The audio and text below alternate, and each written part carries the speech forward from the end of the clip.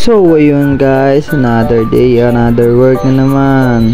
Ngayong araw nga mga ka-rice mill, magtatrabaho na naman tayo. Kakagising ko nga sa mga oras na yan, kaya yung mukha ko medyo pogi pa din. Bakas pa nga rin sa mukha ko nung nilalamig ako habang nagmomotor. Ang sarap nga sa pakiramdam na nakamotor na ako. Ngayon hindi na ako mapapagod magbike. Hindi na rin ako pagpapawisan sa tuwing umuwi. Nakarating na nga ako dito sa aking pagtatrabahuan, kaya agad na nga rin pala akong nagabungot. Aking nga itong ilalagay sa aking mukha para iwas sa alikabok. Siyempre kailangan natin magana buhay, kaya ating ingatan yung aking katawan. Pagkatapos ko nga itong nailagay sa aking mukha, pumunta na ako dito sa aking pagpipinturahan. Naglalakad nga pala ako at nakita ko yung isang kasama ko na binubuksan yung pintuan. Nakakala nga sa kabila, kaya pumunta dito sa may kabilang pintuan. Naglakad nga lang siya ng konti at nabuksan niya na yung pintuan. At din nga po pala sa loob yung aming pagpipinturahan ngayon. Nabuksan na nga pala ng aking kasama yung pintuan, kaya pumasok na agad siya. Nakita ko nga din po pala yung cute na aso dito, kaya nilaro ko. Dito nga pala sa may loob yung aming pipinturahan at napakaganda nga pala dito sa loob kasi malapit nang matapos. Pasok nga namin pala dito sa loob, nag-umpisa na ako nagpintura. Dito nga pala ako magpipintura sa may lababo.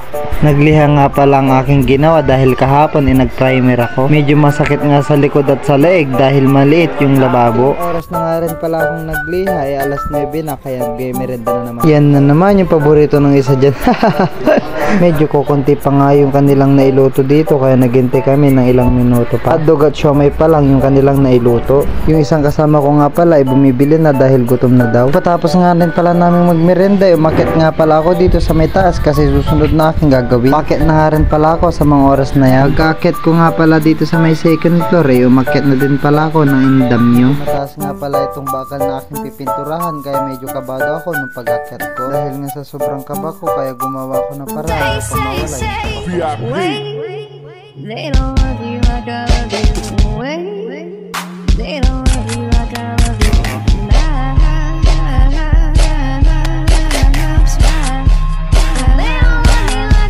Napatiktok tuloy ako.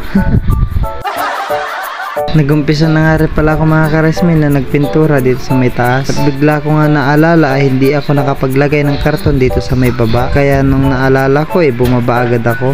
Pagkababa ko nga pala dito agad ko na nga rin po pala nilagay yung aking pintura dito sa may baba. 2,000 years. Nakakuha na nga rin po pala ako ng aking karton, kaya agad ko na nga rin po pala itong ibinaba. Inalis ko na nga rin pala itong indamyo para mailatag ko ng maayos yung karton. Inalis ko na nga rin po pala dito yung pintura para hindi sagabal sa paglalatagan ko ng karton. Nang matapos ko na nga rin po pala itong inilatag, agad na nga rin po pala akong nagsimula nagpatuloy na nga rin po pala ako sa aking pagpintura. Pagtapos ko na nga rin po pala nagpintura, agad na nga rin po pala akong nagugas kasi tanghali na. Hinugasan ko nga din ng maayos ang aking kamay para hindi maging amoy pintura. At kung makikita nyo nga pala yung aking nasa likod yung kasama kong nagpipintura. Uuwi nga pala siya ngayon kasi hindi siya nagbabaon ng kanyang tanghalian. Hinugasan ko na nga rin po pala yung aking mukha kasi medyo malikabok. Pagkatapos ko nang nagugas ng aking kamay, agad na nga rin po pala ako kumain. Siyempre yan yung gustong gusto natin yung kumain. Uy, joke lang. Pagkatapos ko na nga rin po pala kumain mga ka-rice mill, nagpahinga ako ng konting oras. Hinahaplos ko nga po pala yung aking tiyan kasi medyo busog. Iniisip ko nga rin po pala dyan mga ka-rice mill kung anong may merendahin ko para mamaya. Hala, si Dorbab kakatapos lang kumain, merenda na naman ang nasa isip.